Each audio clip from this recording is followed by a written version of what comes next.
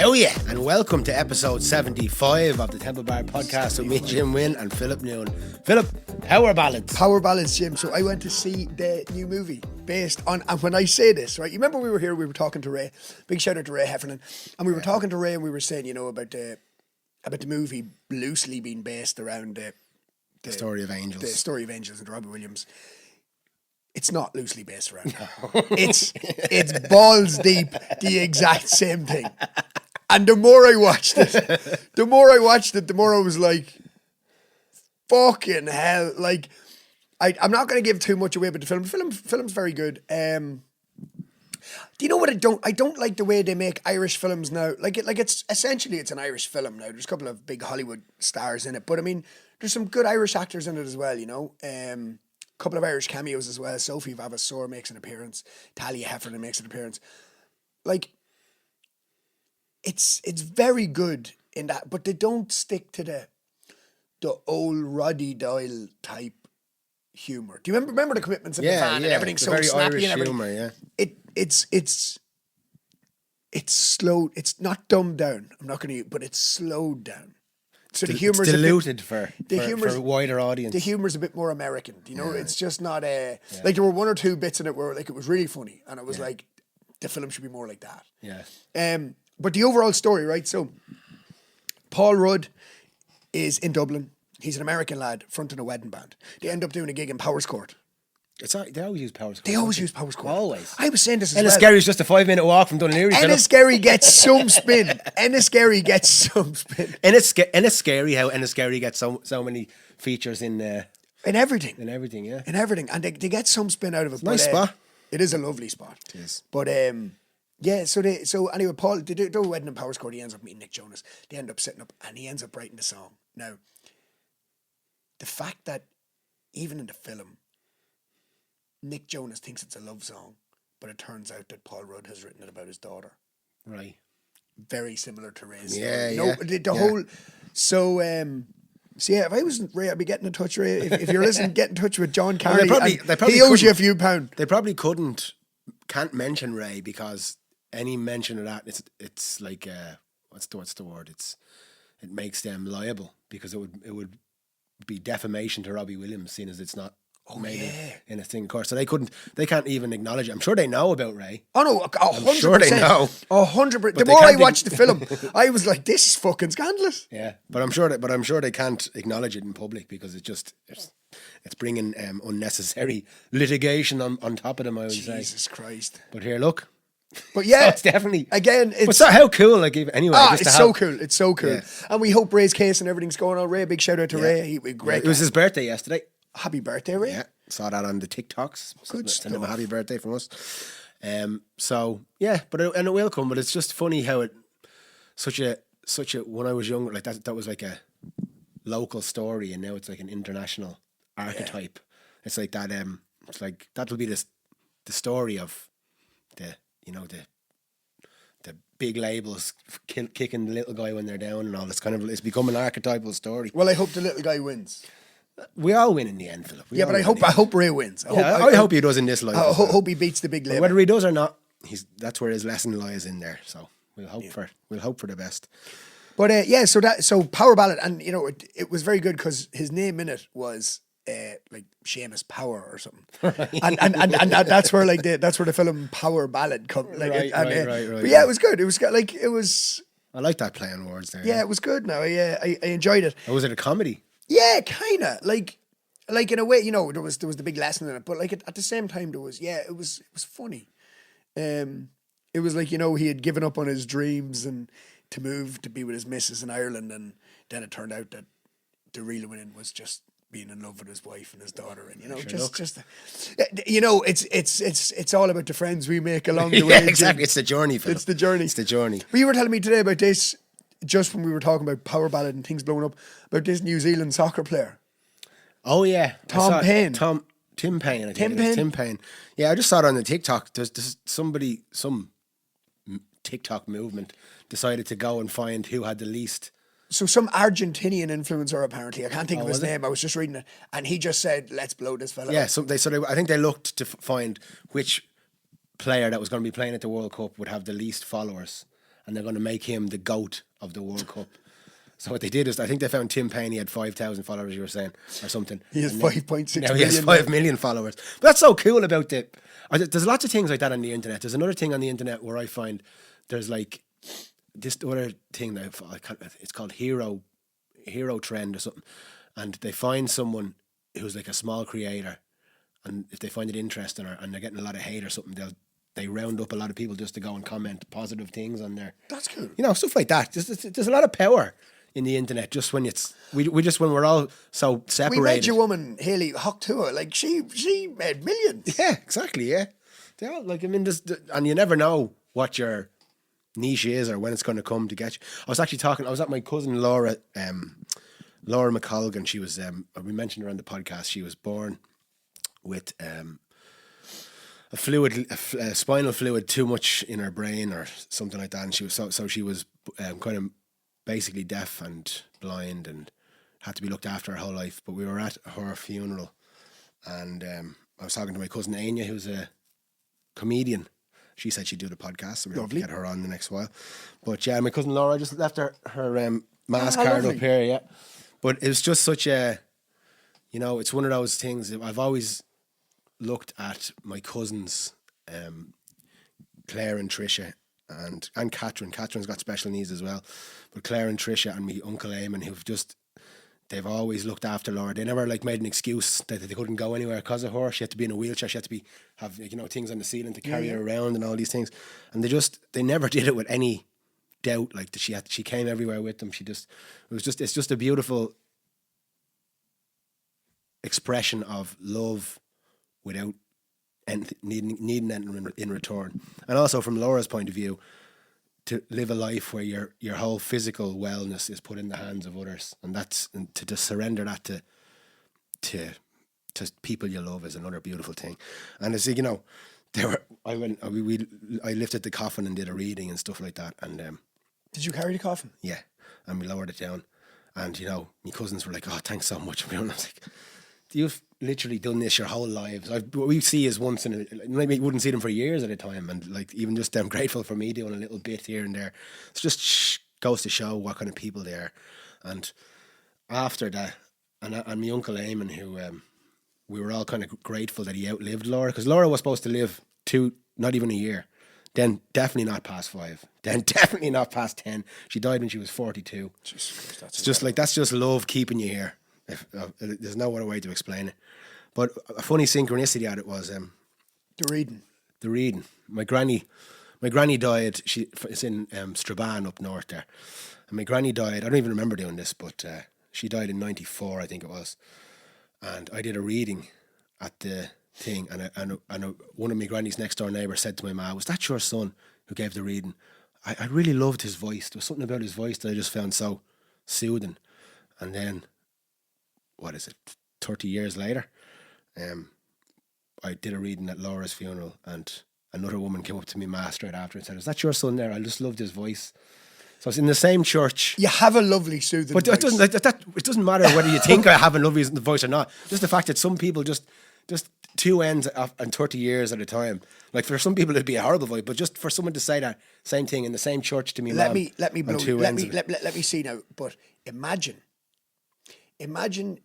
if you looked into this and those two people were, let's say, blood related, right? And your voice resonates, in a frequency with that family or with that bloodline. Yeah, but I think that's the same. You don't even have to be blood related. It's just like there's voices that are resonant. Like, look at what's your man that does all the Samuel L. Jackson? No. Morgan Freeman. Like his voice resonates with loads of people, and some voices will resonate with less people. Some people like certain accents. Some people don't. I don't think it really matters about your blood relatives. Maybe who fucking knows? I don't know. But just the frequencies, and just for them to line up on either end of something. Like I'd never in that church up north. I don't think I've been in it since my nanny died. I think we went up there one time because Laura was supposed to definitely only had like a day or two to go. We went up for a mass and stayed in. I think she was about 20 out at the time, and there was so many times we were told that she didn't have long, and then so even when we got told the last time that she probably doesn't have long, it was quick, and she was gone. And my cousin Claire especially, who was like she gave up her whole life to stay in the house. Like, she was doing hotels and living abroad.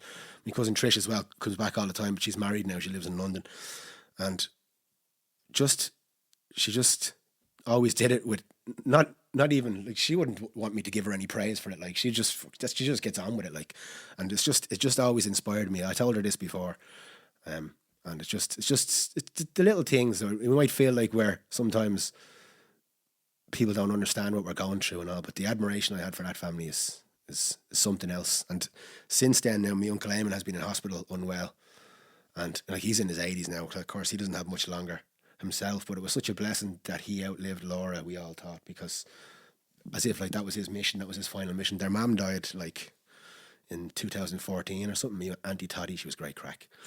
So they all kind of turned into a unit around Laura, and now that Laura's job here is done, it'll be interesting to see, and I'm sure it'll be hard times ahead. But anyway, I just wanted to really give a shout out to the McColgans, my family, and Laura, we wish you the best on your journey. And thanks for your light. It was beautiful, and thanks for letting me be part of your saying farewell to you. That's really lovely. Yeah, it was lovely. Yeah. When you talk about frequencies there, and I mentioned this to you the other day, I was doing a gig in Germany, and I told you that when I started the gig, I knew by looking around the room the people that were going to enjoy it. Yeah. And I knew straight away.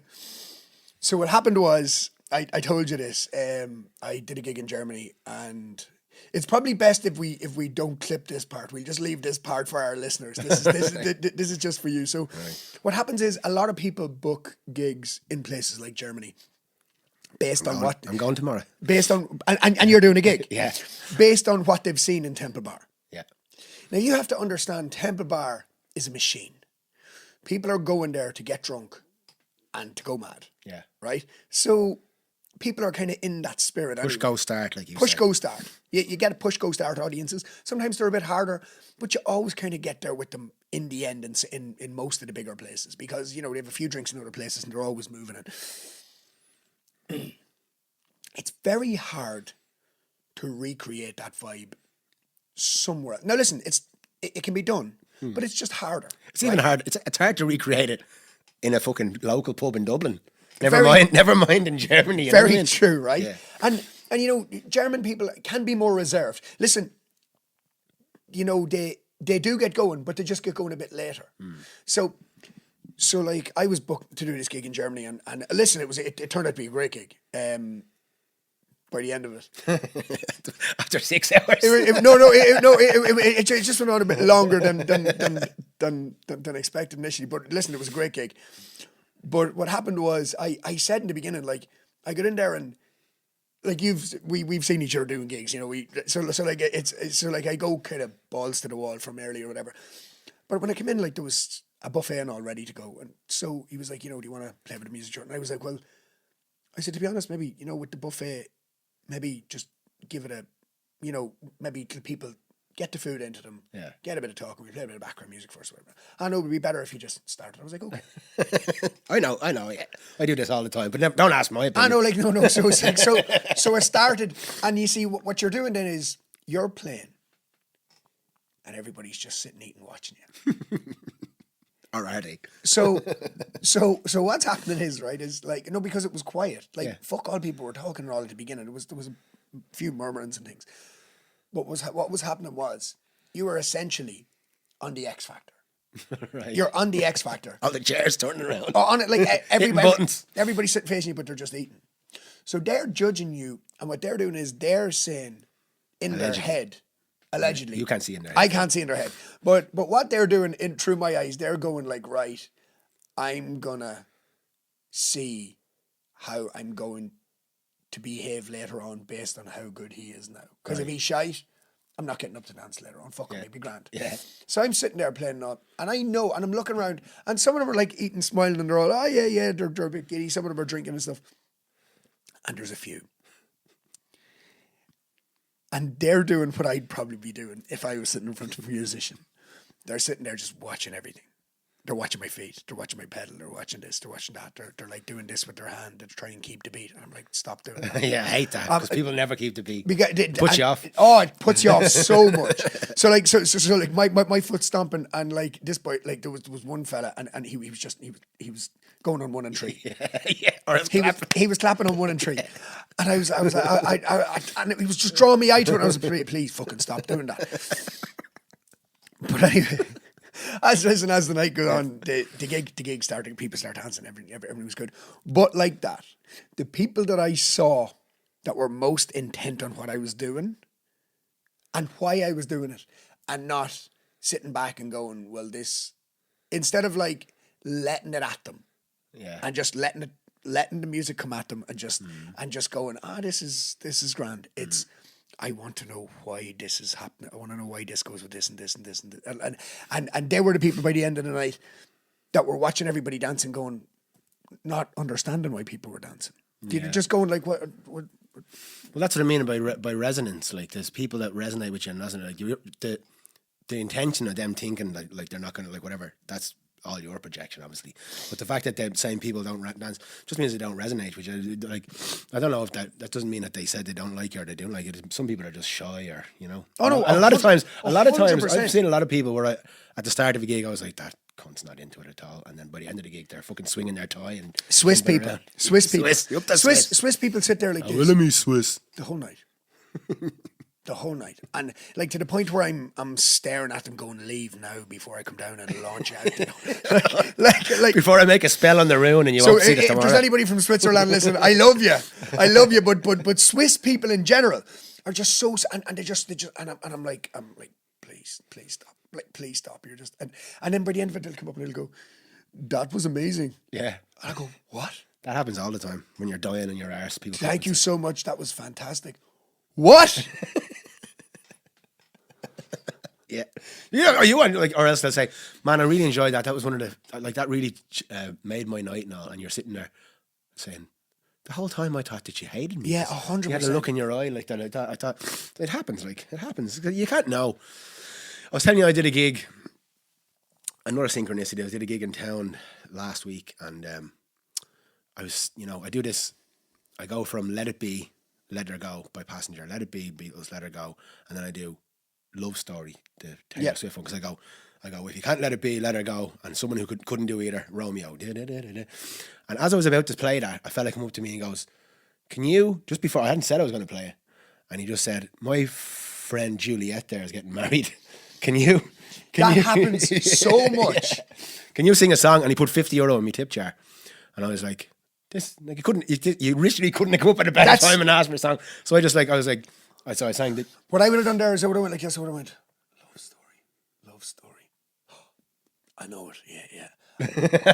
I know. I would have made it look like it was his idea. No, yeah. I would have been like, is that Taylor Swift? Is it? Yeah, I get you that. Thanks for the €50. Yeah. But at the same time, which is another interesting thing about perspective, is, so I was thinking, like, a lot of time in my gig, every time I looked at my tip jar, I was going, "That's mad how he just came up and put that €50 in just when I was about to sing this song anyway." And people were coming past putting in money and fivers here and stuff like that. And I was like, "That's crazy."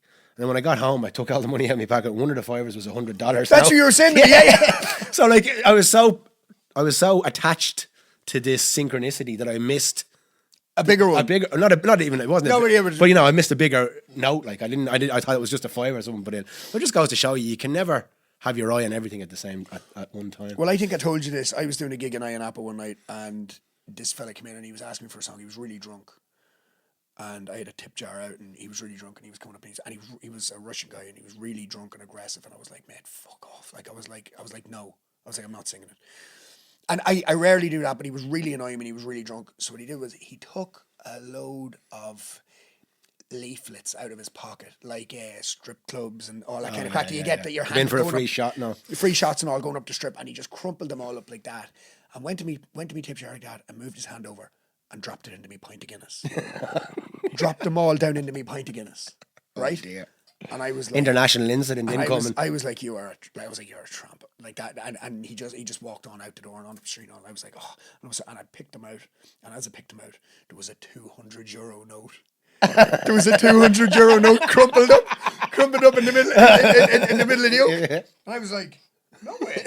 So I put it in my pocket, kept playing on. About an hour later, the dance floor is busy and all, and your man comes walking back in and he's looking around the floor like this. Like that. I just looked at the singer again. I was like, fuck you. You were rushing to leave. I didn't want to call you back. Yeah. He left and I was like, is that theft? I was like, I know that I've got his 200 Technically euro. not, no. I know what he's looking for He on the gave ground. it to you, really, I was though. like, but fuck him. I was like, he threw it into me pint glass.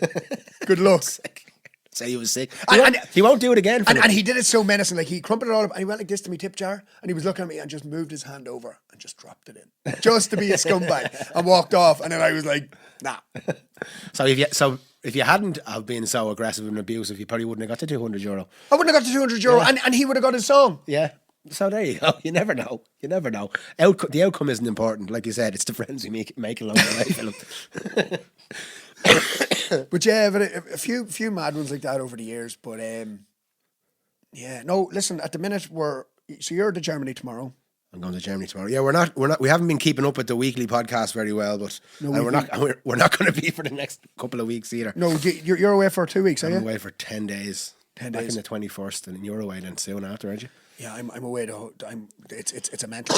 but we're going to try and get them out as many as possible. We're going to try and get a couple of interviews, couple of guests, and get them and kind of maybe hold one back and yeah. So that we don't. We always say that, but we always say that, but we'll see. But we're here. We're here, and we're glad you're here. And we're glad you're here as well. Yeah. And who's going to win the World Cup? Because the demographics are going up. Yeah. Or the impressions and everything are going up. The listeners are going up, and we haven't done one in a couple of weeks. They're gone down now the last.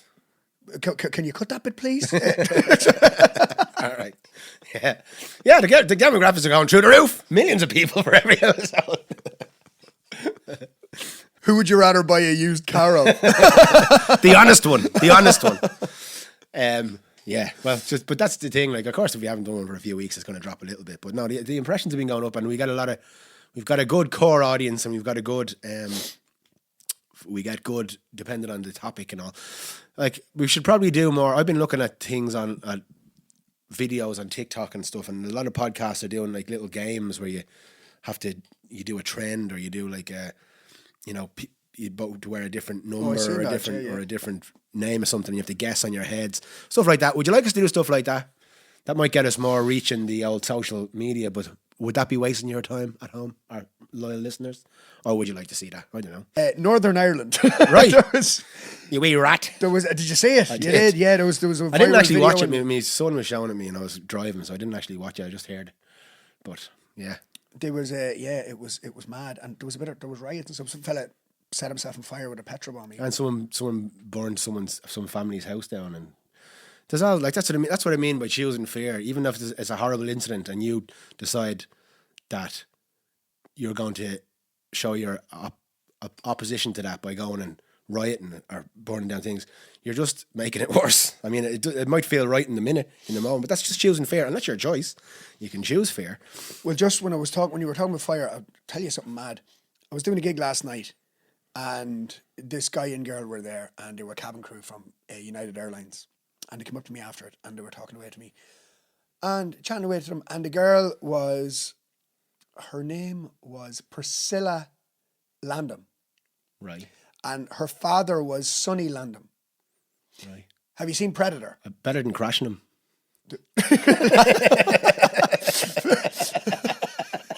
Very true.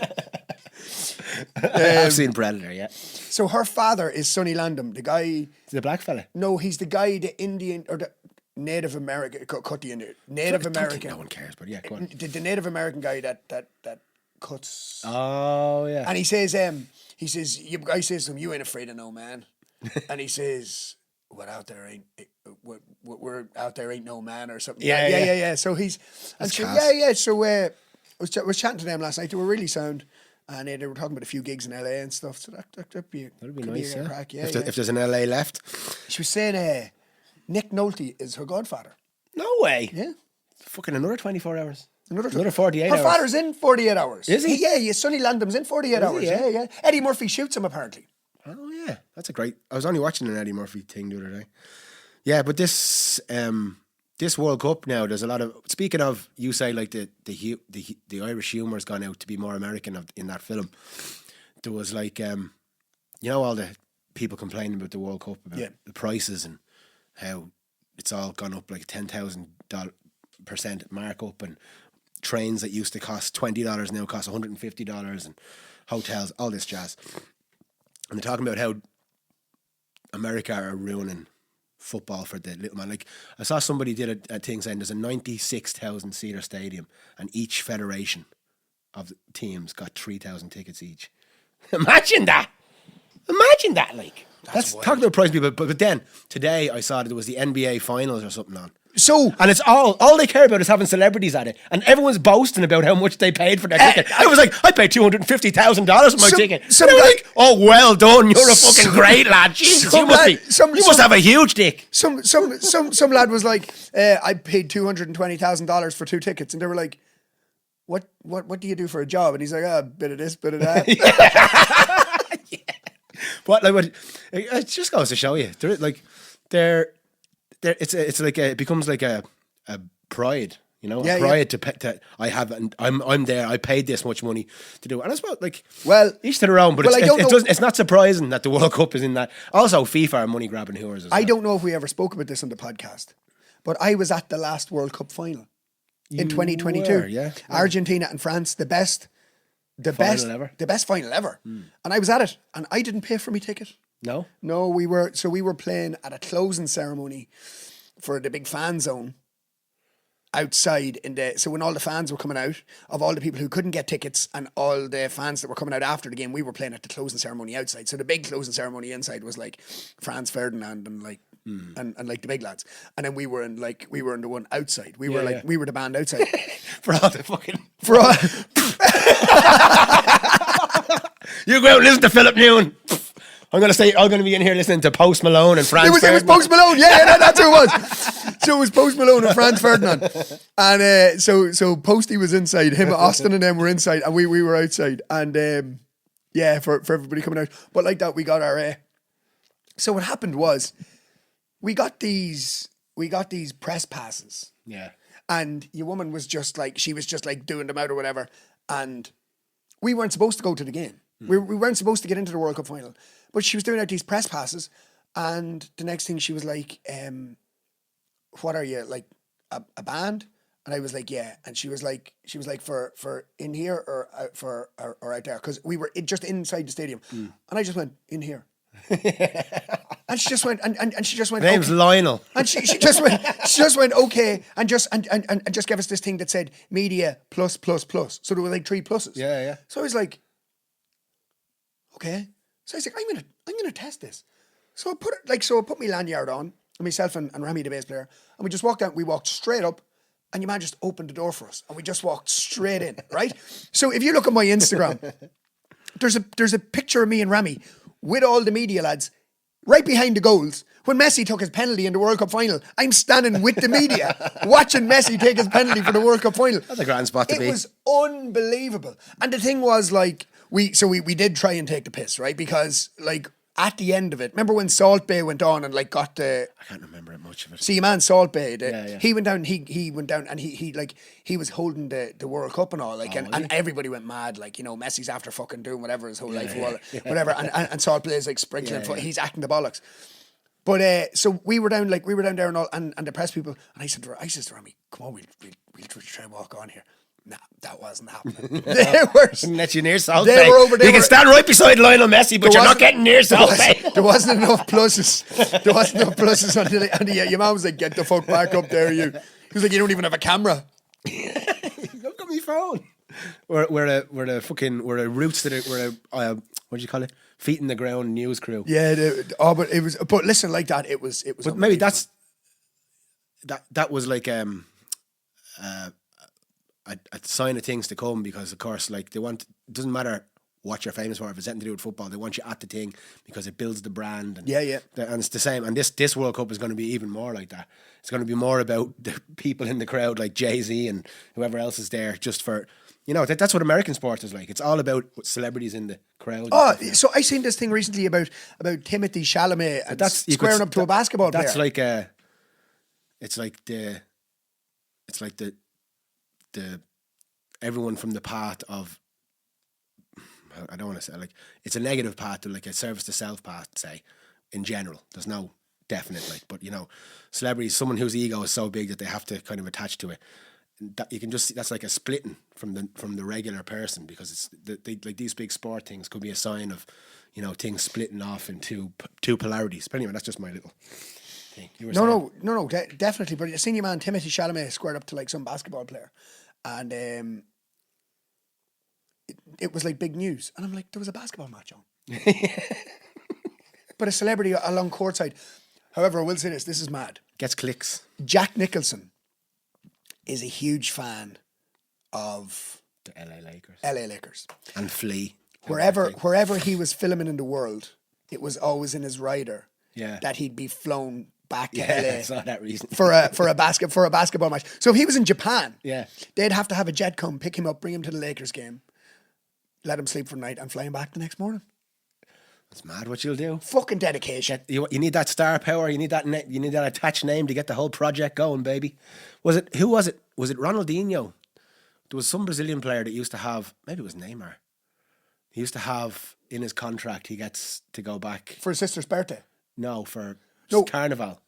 Maybe it was his sister's birthdays around Carnival or something. No, Neymar used to always be injured for his sister's birthday. Oh, that was the... Okay, yeah.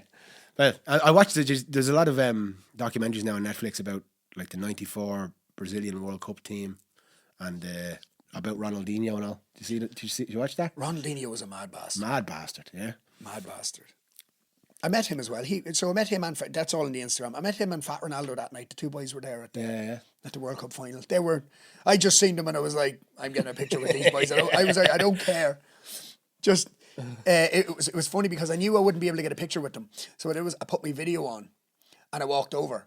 And I just went up to Ronaldo, and I was making a video, and I just went Ronaldo, and I just went like that and smiled, and he like looked at me, and then looked at that real quick, and like I was like, that's the still I'm gonna use. I'm sure that's probably like if you just went up and started chatting and say, "Hey, I'm a big fan. Do you mind if I have a picture?" Then that's probably what they prefer. Then because whenever you hear people talking about what they don't like, it's always when someone just comes up with a phone. Well, you see what it was I knew he was on the move, and I didn't want to kind of stop him and talk to him or whatever, so I just like walked along with him. I was like Ronaldo. But him and Ronaldinho, David Beckham everybody was there that night. It was mad. Yeah, but and everyone's talking about now how well run it was, and I don't want to tempt fate or something. I feel like something major will happen at this World Cup, but I don't know whether it'll be like a big terror event or whether it'll be just some feel good story. Or I just feel like there's going to be something because it's on for so long as well now.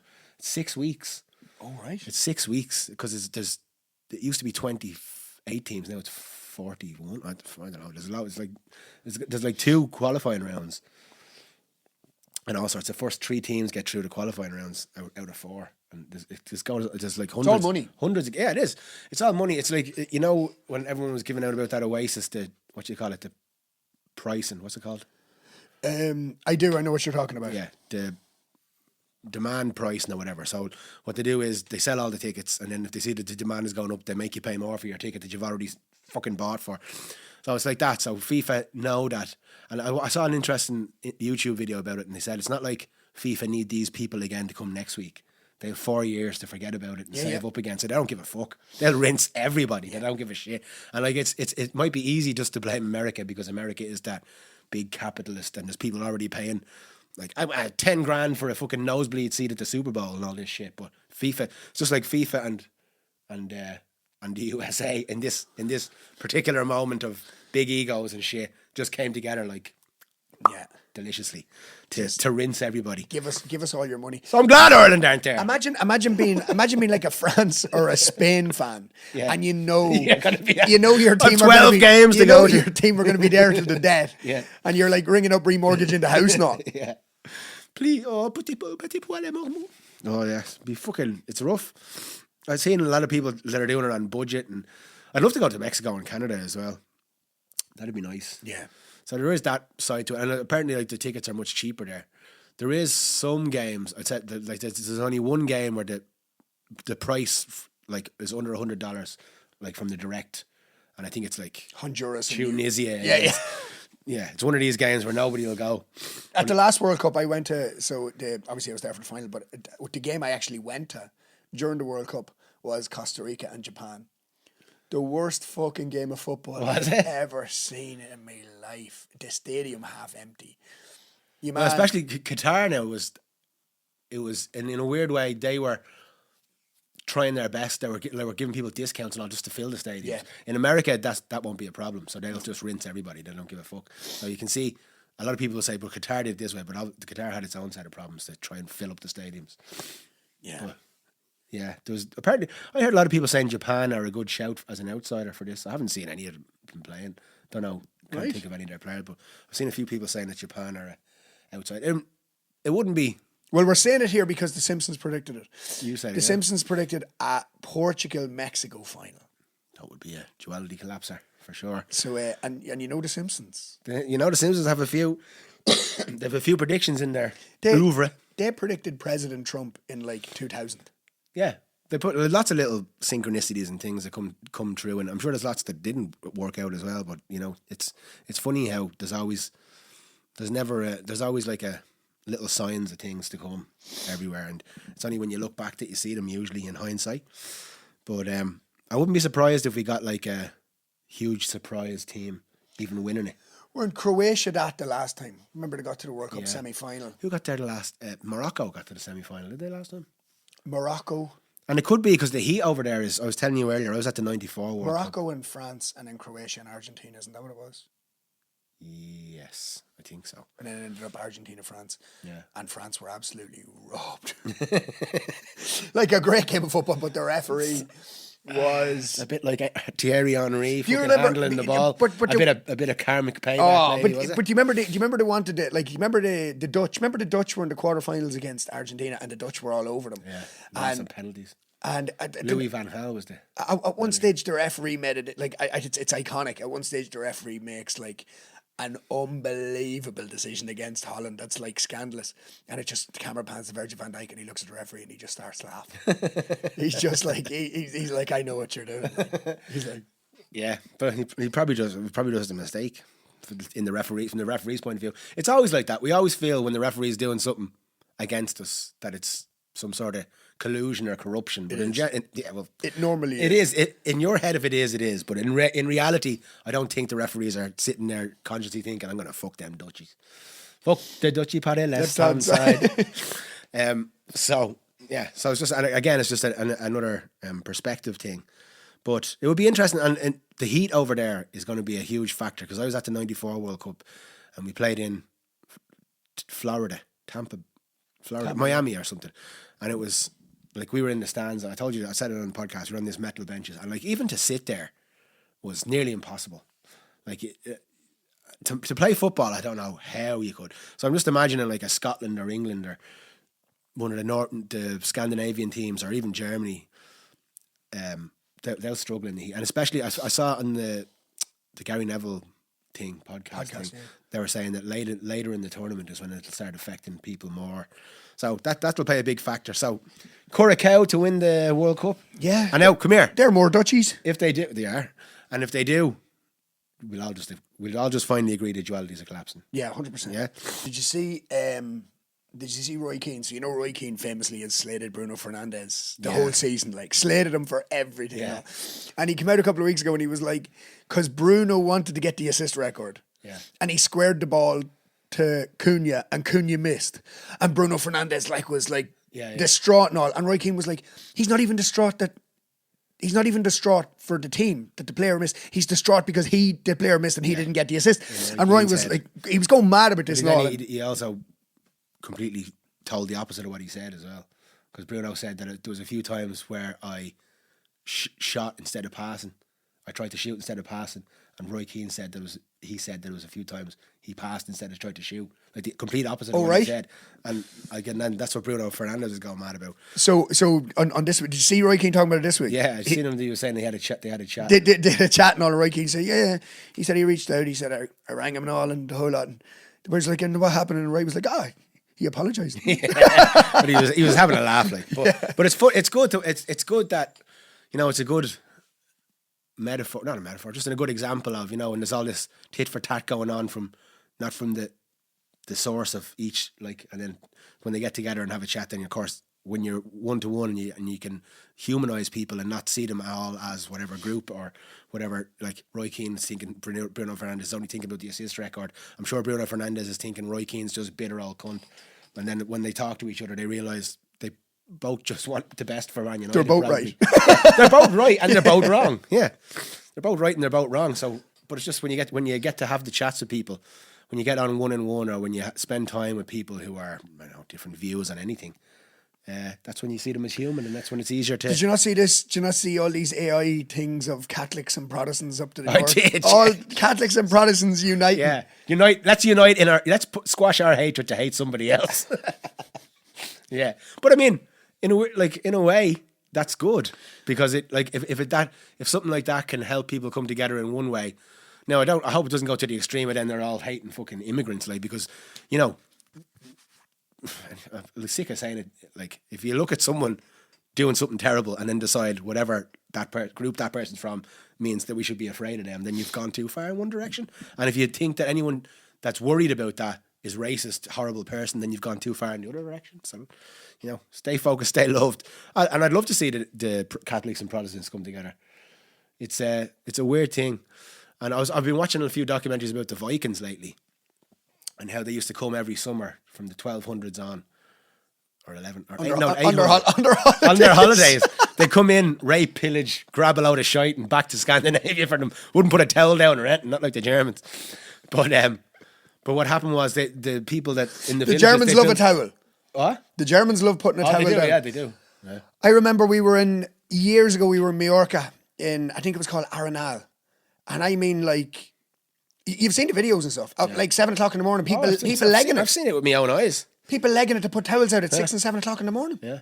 There's lakes in Germany where you go and there's a queue, like a half an hour queue to get into beside the lake. Like, and even any body of water, people want to, like, the place you sit when you're eating or doing anything is very important to Germans. Obviously not to all Germans, that's a generalization, but to the Germans I've met, it's really important. Like, my missus's ma, she'll move tables 8 times in like, just to get a better place. Right. Yeah, just to get a better place in a restaurant, or like, something, whatever makes you feel comfortable, or whatever makes you feel. That's just the way they think. Right. But yeah, so the Vikings. I didn't know that. Yeah. So no, that's me who's met this amount of Germans, and I'm not generalising the whole. Do you have any mad eating habits? Like, I'll give you an example. I don't like to eat if I'm not watching something. If I'm in the house, I need to be watching something if I'm eating. I used to be more like that, but I wouldn't be like that now. Well, I'd say I have like a thing to do with texture. So if I'm eating chocolate, I'll take a bite of chocolate and then I'll have some peanuts. Bite of chocolate, then some peanuts. I'll never have like chocolate, then peanuts. It's like, I like the chocolate, I like that to melt, and while there's still kind of chocolate in my mouth, the crunchiness of the peanuts. And I do that for a while, and then there's a packet of fizzy jellies there. So I'd have chocolate, peanuts, half a packet of fizzy jellies, chocolate, peanuts, do another half of the packet of fizzy jellies. So stuff like that, yeah. That's one of the patterns I have.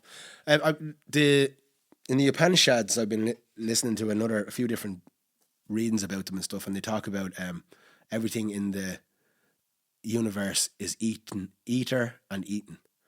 And I was thinking of eternal. I was like, eater and anal. Like, we're all just eternity going through this process of being eaten, and take the vitamins, the good stuff out of it, and discard the rest. And then that's just eternally, that's what consciousness is doing. It's taking love, distilling love in that, like, to keep the body alive, distilling love through ether and anal, like eternal. It's like it's constantly being eaten and eaten. And I think, like, we think of animals like we eat animals or whatever, but something's probably eating us that we don't like. It's not eating us, like, it's consuming our frequency or whatever. No, it keeps something else alive. 100%. Yeah. Like the earth does that, of course. It's usually our negativity. Yeah, well, that's the negativity is like, yeah, it's, or like negativity as well as like it depends on the perspective. Some people would find it. Well, I mean, negativity built through bad patterns. Yeah. That we haven't discarded yet. Yeah. Well, there's always that, yeah. But I wonder, like, from a perspective of, you know, David Attenborough once said, like, someone asked him if he believed in God and why there was no scientific evidence and all, and he said, well, I've seen wonderful, like, cities of termites mounds, and I break it open and they don't know I'm there, but I can see them. So it's like we always think about, if we can't use one of our five senses, these five senses are what anchor us to the ego, because this is how we experience the world. But we know, this is why I think Laura was so special, because she had very little to none of those senses. And I kind of wrote a song called Senses I'm working on. But it's like, from these five senses, we believe that that's reality. But it's just what we're experiencing. Like, outside the 20 to 20,000 hertz or the light spectrum we can see, what's happening there that we can't observe, or beyond, like, what we can conceive of with our five senses tying us to the ego. So on some level, I'm sure we're food for something else. And that's why, you know, people think about animal cruelty and all, and of course you want to be as humane as you can be, but I don't think animals think of it as being victims like we do. Animals are in a portion of consciousness where they know they're part of everything. They're not self-aware, so they're not thinking of they're trying to eat me and that'll be me over with. Like, they just know that life goes on and it's a cycle. So anyway, it's just interesting stuff I've been pondering on. What are they called? The Upanishads. The Upanishads, yeah. There's a million ways to say it, but I was going to say the Appalachians. They're the ones who live in, like, West I've been Virginia. I did a thing. I made these koftas. I still can't get it right. I made these things with mince the other day. Like, I had a load of mince, and I was like, I wanted to make something new. So I says, give me some ideas. Oh, they're Mediterranean. They're Lebanese. Yeah, they're Lebanese, Arabic. no, Yeah. So I put it into ChatGPT. What can I make with mince? And it said koftas, and put out, like, you know, I didn't really pay much attention to what ChatGPT said. I just made my own version of it. But I was saying kaftas, and I did a video, and everyone was saying it's not kaftas, it's koftas. So, you know. But, like, it's still, it's another thing I was telling my son about the other day, how language is such a primitive and poor means of communication, because, like, if I showed you dog written down and I say, what's that? You'd say that's dog, but it's not a dog. It's just a vague description. It's not, like, doesn't even come close to what a dog is. And it's the same with kofta or whatever, you know, it's the name doesn't really matter, but it's, fair. That's what it is. So, yeah, that's what I've been pondering on. Good stuff. Lately. Well, Jim, you'll be in Germany. I'll be in Germany now for the next 10 days or so. And when I come back, we'll try and get one in. We'll definitely try and get one in. We'll try and get one in. And wherever you are, let us know. Let us know what the holidays are. Let us know what you're doing. Let us know if you're going anywhere. It's wedding season. It is wedding season. Let us know how many weddings you've on. They're a drain on the wallet, but they're great. Good crack, yeah. You can't beat a good wedding. And yeah, let us know what you would like to see going forward with the podcast. If there's something we should add, some sort of, I don't know, interactive thing or something like that. And sure, we'll see how we like Boldness of the Week. Like Boldness of the Week that we... When was the last Boldness of the Week? Only the OGs will know that. Only the OGs will know the last Boldness of the Week. Yeah. Let us know. Let us know. And tell us your favourite Power Ballads. Please. What's your favourite Power Ballad? Oh, like, for me, there's only one. The Power of Love, Jennifer Rush. That's a good song, yeah. What's the other Power of Love? Huey Lewis. Yeah, that's another good one. But I think, but then there's some, right? Like Peter. Enchanted Melody, what's it called? Unchained Melody? Unchained Melody, that's Great a good song. one. That's a good one. Peter Cetera, Gloria Love. Yeah. Banger. Yeah. And then there's this fella called John Farnham, The Voice. Right. You're the voice crying on the Banger! Banger! That's a great one, yeah. So, like, for me, those power ballads, like, listen, you know, there's the power ballads that are like Celine Dion. And she did the Power of Love. I think the Power of Love, for me, Jennifer Rush, Yeah. Whisper in the, I think that's just fucking. Let us know your Power Ballads. What's yours? Well, that's what I'm saying. Unchained Melody, I would say. I'm trying to think what songs get me emotional, because when I judge songs, I prefer songs that make me feel something emotional inside. I'm trying to think what's a power, like the Power of Love. Yeah. The Power of Love. Freed from Desire, like that's stuff like that. Free from Desire is a banger. Yeah, is it a power ballad? Is it a power ballad? I don't know, but it's a banger. But right, let me see. I was thinking in the sauna today, actually. You know how I say that all songs that speak to us resonate with us. They have some kernel of truth in it. And I was thinking, what's the biggest song at the moment? And it's Rain Me In. Yeah. With Sam Fender and I fucking hate it. I'm not a big fan of it either. But there's the thing is I'm working my way up to a nice warm bliss. The memory of you is like tinnitus. And there's this thing that happens. A lot of people say they're downloads where you get a ringing in your ears. Yeah. From you've had the spiritual awakening. And that's like a reminder of who you really are. And I get it all the time as well. It's a lot to do with the tension I have in my neck and stuff. That's a nice way to think of. That's a nice way to think of it. Yeah, definitely. So I think of it as working my way up to a nice warm bliss, and like of course, consciousness without all the filters on it is bliss. The memory of you rings like tinnitus, and that's the memory of who we really are rings like tinnitus. I was thinking that in the sauna today. These connections come to me like in hundreds a day. Like I can't when I try and sit and remember them, they don't really remember. But that's one that came today in the sauna. Good stuff. So. But I am a big Sam Fender fan. I've been listening to a lot of his songs. He's got like a lot of his melodies. They don't resolve like normal melodies. Like you can usually if there's a melody, you can hear where it's going to go. It goes his kind of end on a thing, and then a riff comes in a lot of the time. It's very interesting. I like that people watching it. I like people watching. I like Will We Talk? That's my favorite one. Will we talk in the morning? If you dance with me, darling. All the Sam Fender. All the Sam Fender songs. Big Sam Fender song fan. Big 1975 fan. I feel like both of them. One of them definitely encourages the other. Funny enough, this is inspires mad. the other. This is mad that you say that, because I recently came across a song from the 1975 that I've just fallen in love with, and it's called "All I Need to Hear." Right. Have you heard it? I'm sure I have. Give me a. It's like a. Oh, you just have to hear it. I think I've heard it. I think I know it. But yeah, it's I came across it. It just came up on me. Acoustic-y, real slow. Yeah, really slow. Yeah. It just came up on one of my playlists or whatever on Spotify, and I was like, "What's this?" I was like, "Why haven't I heard this?"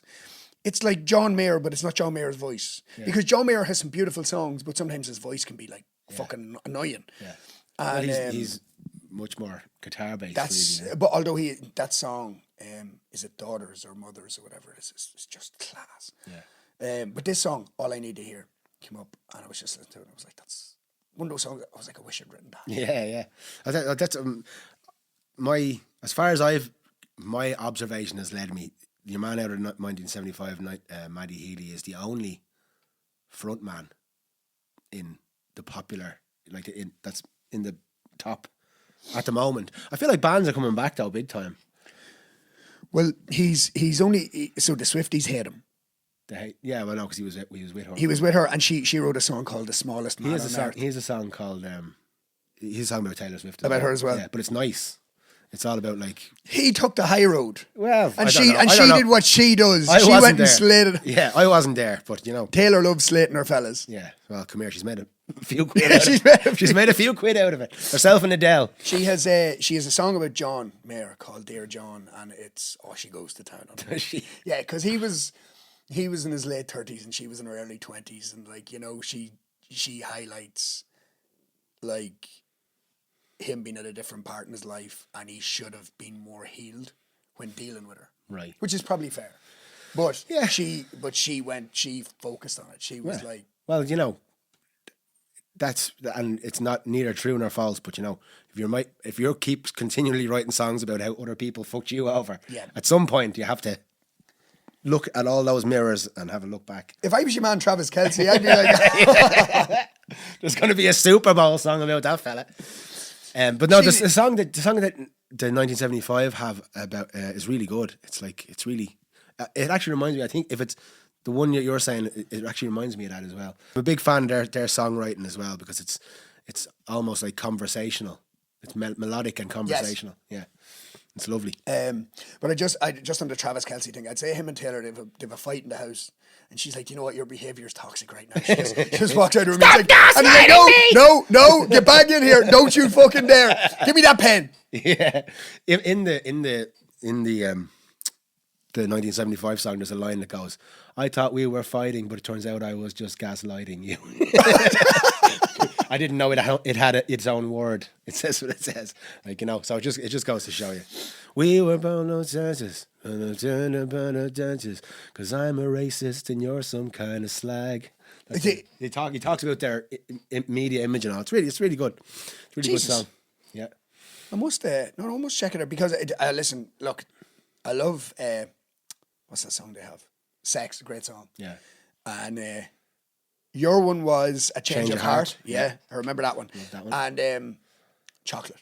Yeah. Great. Oh, they've loads of songs. They've loads of what I would call 1975 filler. are a great band. They've loads of what I would call filler as well. But you know, you're never going to like every song from an album. Very well, especially these days. Very, very unlikely. But I'm a big fan. Their songs are, like I said, U2. Your man reminds me of like a mixture of Bono, Michael Jackson, and your man out of In Excess. What was his name? Michael Hutchison. Michael Hutchinson. He reminds me of like an amalgamation at M3. And you know, we're all an amalgamation of what inspired us. And I just get a feeling like that from him. And he's the only kind of front man. Like there's bands that have like guitar players and he plays the guitar sometimes, but he's also a front man. Like there is others like Future Islands and all. There is some good front men out there, but just he's one that sticks out to me as being unique in this day and age. Yeah, well, there's the day the front man is kind of because I mean Fontaines are more of a band, you know, like this, and it's probably unfair. Your man would probably from Fontaines would be like, "No, I'm a front man, fuck up." Yeah. Well, he's mum. He's not like he's kind of sitting there. It's like to me, it's not like he's not like walking over to the crowd. They're a shy front man. Chris Martin's a shy front man. Yeah, he's not a front man. He's like just a guy singing the song.